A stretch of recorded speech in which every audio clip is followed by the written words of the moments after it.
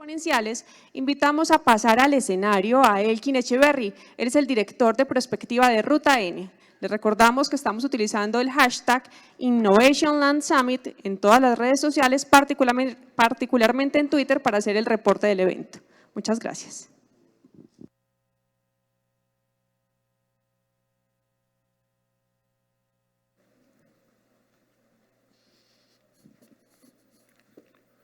Buenas tardes. En primera instancia, de Ruta N, muchas gracias a la Andy y a ustedes por dedicar este tiempo, que creemos muy interesante poder tener este tipo de conversaciones, posiblemente para lo que ocurre ahora en la ciudad y para lo que estamos buscando hacia adelante. No sé si nos podemos devolver una porque no tengo aquí la inicial.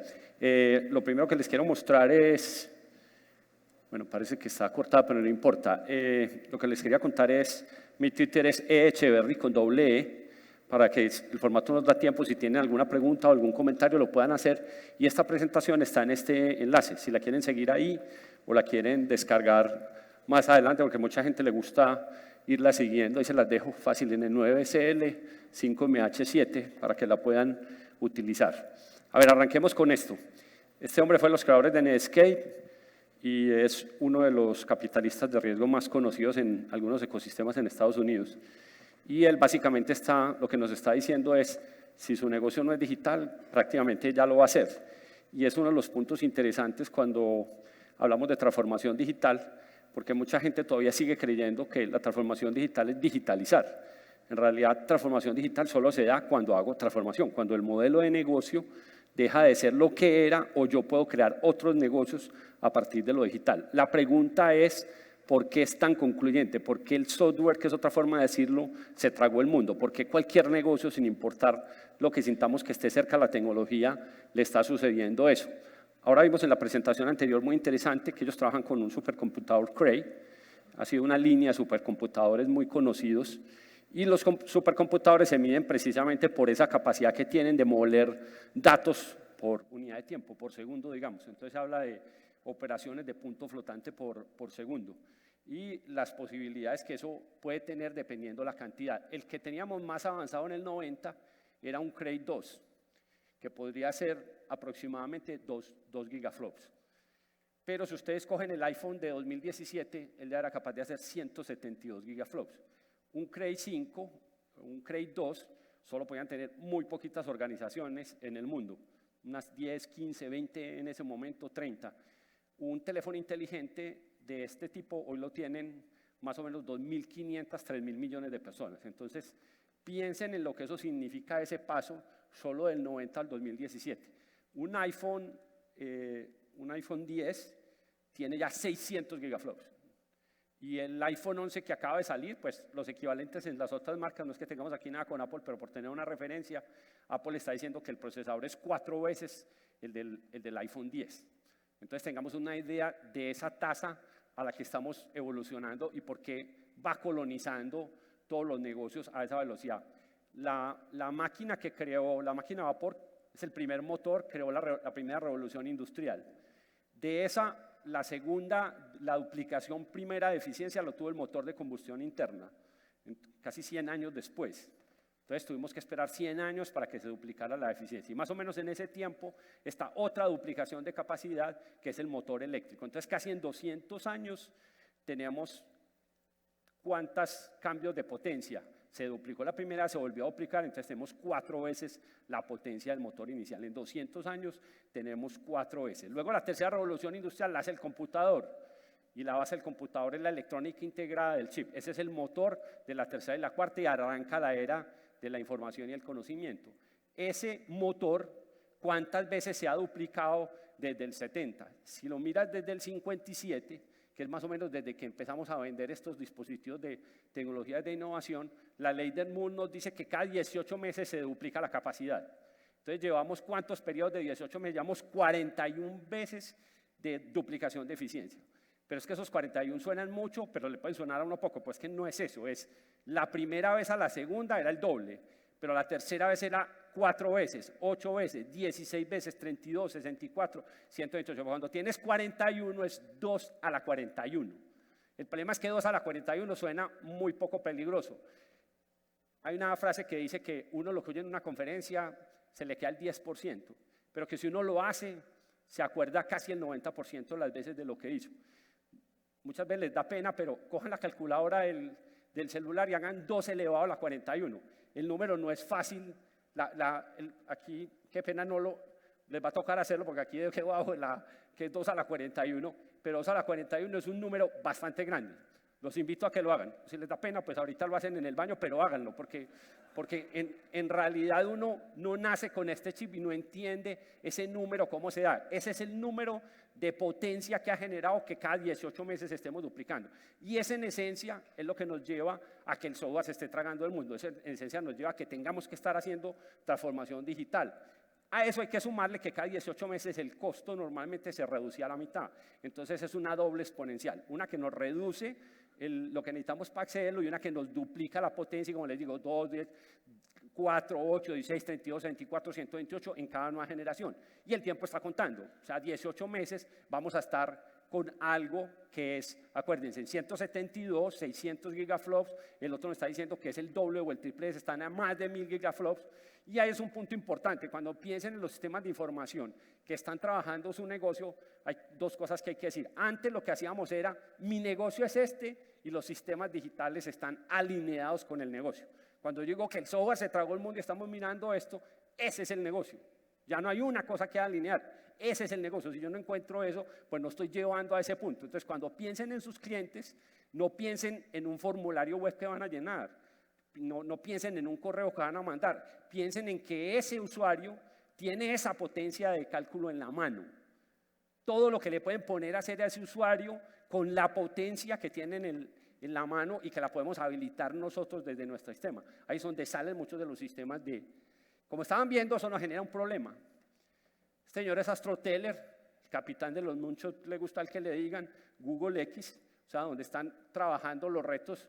Y Astro Teller, en este libro, que se lo recomiendo que de Thomas Friedman, el de La Tierra es plana, gracias por llegar tarde, tiene una gráfica más o menos como esta, que dice, mire, la tecnología está creciendo exponencial, acabamos de ver la razón por lo que eso está sucediendo. Y nosotros como humanos somos capaces de adaptarnos, y sí aprendemos, pero no aprendemos a la misma velocidad que está cambiando la tecnología. Y ya atravesamos un punto donde nos está cogiendo ventaja. Y como les dije ahora, el reloj cuenta, cada vez ese gap se va haciendo más grande, pero nos genera problema. El tener ese gap tan grande y que cada vez crece, normalmente la gente lo estamos reaccionando como en la sociedad y en las industrias. Miedo, ansiedad, y a veces simplemente eso no tiene que ver conmigo. Miren este ejemplo de 1913, en Caracas, el Universal. Por primera vez se chocan 2 carros. Tenemos un problema gravísimo. Se han chocado a la terrible velocidad de 20 kilómetros por hora. Y toda la crónica es una llamada al periodista de que la iglesia, las buenas costumbres, la familia, que para que un señor Ford se está enriqueciendo si está generando ese problema, que hay que hacer una cruzada para eliminar los automóviles de Caracas. No suena conocido, es algo muy natural, es algo muy humano, pero nos lleva a equivocarnos en cómo afrontar este desafío de este problema, de cómo la velocidad nos está superando. Astro Teller habla de, necesitamos algo que nos permita asimilar esto de otra manera. Necesitamos un nuevo equilibrio, algo que nos permita que este gap lo podamos volver en una oportunidad. Y él habla de que tenemos que tener como una nueva bicicleta mental. Cuando una persona camina 5 kilómetros por hora. Cuando se monta en bicicleta fácilmente puede ir a 25, 30 kilómetros por hora en la bicicleta. Y uno no dice, uy, qué terrible, voy a 6 veces como camino. No, uno va tranquilo en la bicicleta, no siente esa angustia a pesar de que va 6 veces más rápido. Entonces, él lo que dice, tenemos que encontrar algo que nos permita ir mentalmente más rápido, pero que no nos genere angustia, que nos permita manejar esto de otra manera para capturar esa oportunidad. ¿Cómo descubrimos cómo es esa bicicleta? Entonces, aquí hay una propuesta concreta. Como vimos, el eje de abajo es el tiempo, este es tiempo actual, este es tiempo futuro, y yo hago una proyección. Eso azul es prospectar. O sea, miren que cuando yo hago una estrategia, de transformación digital, lo que estoy diciendo es qué va a pasar con mi negocio, qué va a pasar con mis mercados, mis productos, las tendencias tecnológicas, las generacionales. Todo eso lo tengo que proyectar en el tiempo para hacer una propuesta de cómo me voy a transformar. Entonces aquí cuando ven esa raya azul, en realidad lo que ustedes están haciendo es una prospectiva. Están diciendo esa tecnología va a estar en tal lugar en tanto tiempo. Yo creo que lo que va a pasar es esto, con mi producto, con la tecnología que lo afecta, con las tendencias generales. Cualquier cosa social, económica, tecnológica, yo la proyecto. Digo, va a ser en tal lado. Hey, pero ¿por qué la estás proyectando toda exponencial? Pues porque acabamos de decir, el software se tragó el mundo. Todo se montó en esa gráfica porque todo está por detrás bajo un microprocesador. Entonces, si no lo cambias tú, otro lo está cambiando y lo está montando en esa misma gráfica. Todos nos tenemos que montar en esa misma proyección. Entonces, haces una apuesta y dices, yo creo que va a quedar en el verde. Eso te da una ventaja. Tu nivel de adaptabilidad era el de abajo, pero como tuviste que estudiar, preguntarte cosas, documentarte, mejoraste la curva de tu adaptabilidad. Tienes nueva información que te permitió hacer eso, entonces ya estás mejorando tu curva de aprendizaje, estás aprendiendo más. Luego, cuando pase el tiempo, ¿qué va a pasar? Cuando pase eso, te vas a dar cuenta que posiblemente te equivocaste, que donde tú pensabas que debías llegar, bueno, esto aquí no muestra bien, donde tú pensabas que llegaba, no llegó, llegó a otra parte, hay un delta, hay un error. Pero tú simplemente iteras y dices, bueno, voy a hacer una nueva proyección con la nueva información que ya aprendí, porque salí a checar qué había pasado, itero y miro dónde debería quedar nuevamente y vuelvo, hago otra apuesta, la nueva raya azul de dónde quiero que pase. Ese proceso lo vas repitiendo y lo que va pasando es que tu nivel de comprensión de las cosas cada vez va aumentando. Entonces te vas poniendo en una curva que se empieza a parecer a cómo están cambiando las cosas a la velocidad que es. Eso, de alguna manera, es lo que pasa a los que les gusta el fútbol. El mejor jugador no es el que es capaz de recibir un pase donde está parado. El mejor jugador es el que calcula dónde le van a pasar el pase y el otro se la pasa y llega allá. En el futuro juega un poquito así. Yo preveo dónde va a caer el futuro y me muevo. Y cuando el futuro pase por ahí, me recoge. Es una construcción, no es una adivinación, es una construcción en la que yo me voy acercando a ponerme más cerca del proceso. Hoy la velocidad a la que vamos nos obliga a hacer este tipo de ejercicios. Sin embargo, es muy probable que a pesar de todo eso, siempre nos equivoquemos. No importa lo inteligente, lo brillantes que creamos que somos, nos vamos a equivocar. Entonces, ¿para qué sirve eso? Sirve si hacemos algo muy interesante, y es cada uno hace esas proyecciones y se comparten, se conversan. ¿Vos qué pensás? Yo estoy haciendo esta apuesta, ¿vos qué crees? Dame tus razones de por qué. Eso es muy importante porque eso lo que nos permite es sumar cerebros a la conversación. ¿Cuántos empleados tienen en su empresa? Piensen, ¿cuántos tienen? ¿Cuántos realmente suman a la conversación? Normalmente la respuesta, ahí somos 1000, pero piensan 3, piensan 5, piensan 10. ¿Se puede dar uno el lujo en este tiempo, una hora del conocimiento, votar 100 cerebros o votar 1000? No se puede. Hay que crear un ecosistema con ellos y que las proyecciones lo hagan. Este señor se llama John Dalton, es el padre de la teoría atómica, mucho de la química, y él hizo un experimento. Cogió en una plaza de un pueblo agrícola y puso un buey. Y puso una planilla y dijo a los campesinos que llegaban ahí, diga usted cuánto este buey piensa que pesa en kilos y gramos. La gente empezó a anotar. Cada renglón, ninguno le pegaba al buey. A pesar de ser campesino, ninguno le pegaba el peso del buey. Pero se dio cuenta que después de 15, 20, 30, los promediaba, le daban casi matemático al peso del buey. Se llama la ley de los grandes números. No sirve para todas las personas, pero la mayoría funcionan de esa manera. Eso se llama sabiduría colectiva. Cuando hay sabiduría colectiva, la posibilidad de éxito es superior. Eso quiere decir que su empresa no va a ser más innovadora porque usted tenga gente más brillante, sino por cuánta gente es capaz de conectarse a activar esa sabiduría colectiva. ¿Qué le va a pasar a Medellín? Medellín va a ser más o menos innovador en la capacidad que tengamos de lo que estamos haciendo acá, de conectarnos y proyectar entre todos. Y nada nos impide que las empresas en realidad sean ecosistemas abiertos que se mapen en el ecosistema de la ciudad. Eso es lo que hacemos en Ruta N, tratar de activar esa sabiduría colectiva. ¿Cuántos cerebros tiene Medellín trabajando? Son los que se conecten, no hablar, a probar teorías, a hacer proyectos y ver qué pasa. Cuando uno hace una empresa, apuesta por algo y se quiebra, dice, ya sé que por ahí no es. Con dolor, pero ya sé. En realidad no es lo que leí, ya sé. En realidad ese es el verdadero saber. Entonces es la única manera que una sociedad aprende por qué lados funcionan las cosas y por cuáles no. Entonces esa sabiduría colectiva es el primer elemento. Una herramienta para que nos peguemos al tiempo, que nos permite a la vez crear esta sabiduría colectiva y activarla para todos. Eso nos lleva a un reto también. Tenemos que enseñar a estas nuevas generaciones diferentes. porque tienen que trabajar pensando que el mundo que hay es totalmente caótico, no vamos a saber, no hay forma de proyectarlo si no trabajamos en construir entre todos. Y hoy los hijos los educamos para que no tengan ninguna incertidumbre, para que no tengan ningún problema. Los tenemos que construir con una capacidad nueva porque se van a enfrentar a retos que no tenemos. Miremoslo rápido de otra manera. Yo no sé cultivar nada, pero sí hay gente que uno sabe que si uno le pregunta de cultivo en las fresas, él sabe todo. ¿Cuál es la semilla? ¿Dónde viene? ¿Cómo se vende? ¿Dónde sale mejor? N cosas, él sabe y él es la persona. Y uno puede creer, entender que una persona lo sabe todo. Lo mismo puede pasar cultivando madera, sabe los bosques, sabe de todo, no hay ningún problema.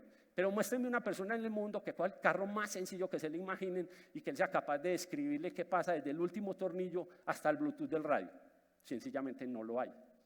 ¿Por qué? Porque detrás hay un ecosistema de gente construyendo eso. Y los carros salen bien, una puerta no queda más grande que otra, el carro sale bien, pero no todas las personas, se requiere una sola para que lo sepa, hay un ecosistema de gente que es la que produce eso.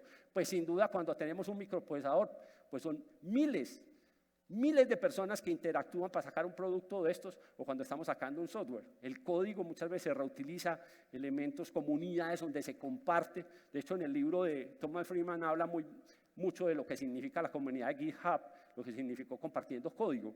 Entonces, este tipo de cosas nos tienen que llevar, por otro lado, a pensar que ya no es una persona, es la conexión, es la capacidad que tengamos de construir como esa mente colectiva dentro de la empresa, dentro de la región, porque hoy los grandes laboratorios del mundo están en las ciudades. Y eso nos recuerda un poco la presentación ahorita bonita que nos mostraron del Amazonas, el ecosistema. Un video mejor que la foto, pero nos muestra un ecosistema, no es un sistema tiene entradas y salidas que uno puede identificar. Un ecosistema no tiene tanta claridad en eso. Hay microorganismos pequeños, microscópicos, hay grandes, hay vegetales, hay animales, hay corrientes de aire, luz, agua, y eso tiene un esquema simbiótico que por eso se llama ecosistema. Eso es lo que tiene que pasar en una empresa, eso es lo que tiene que pasar en una ciudad. La jerarquía ahí no tiene mucho sentido, las entradas y salidas definidas no funcionan en ese esquema.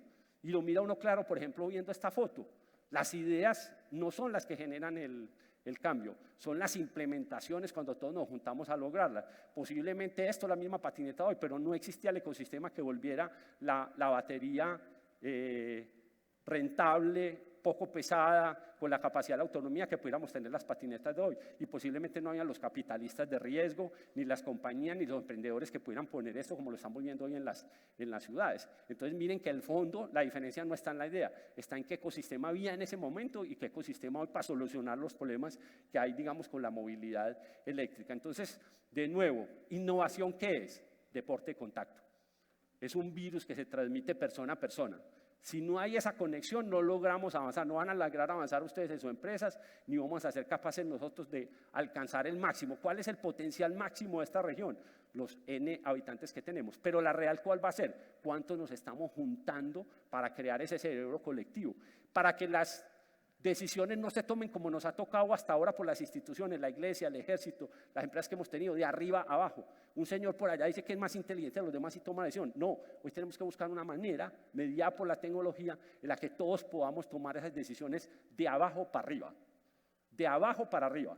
No se soporta desde otro tipo de...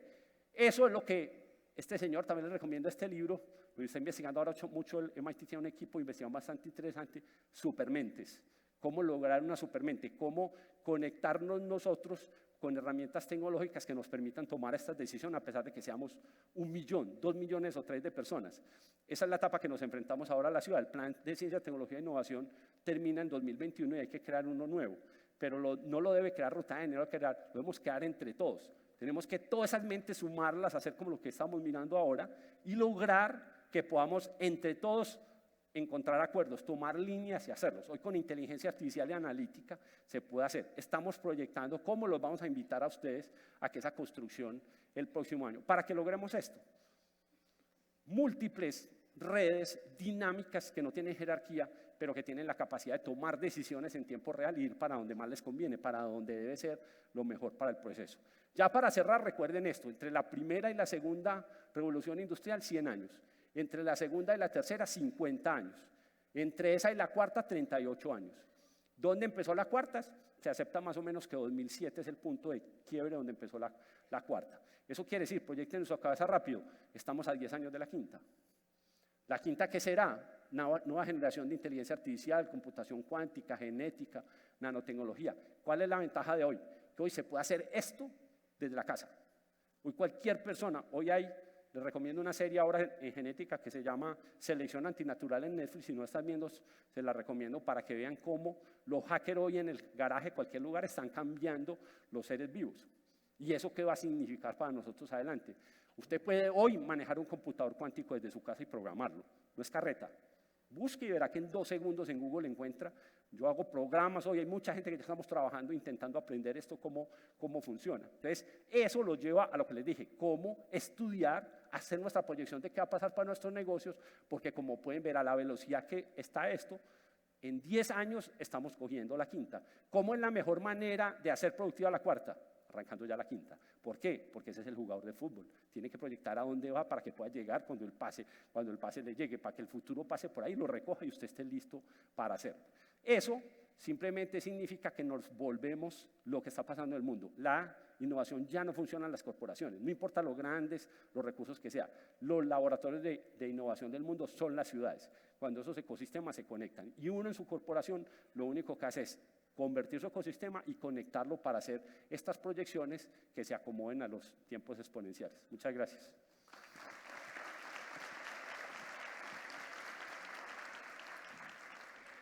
Agradecemos a Elkin Echeverry.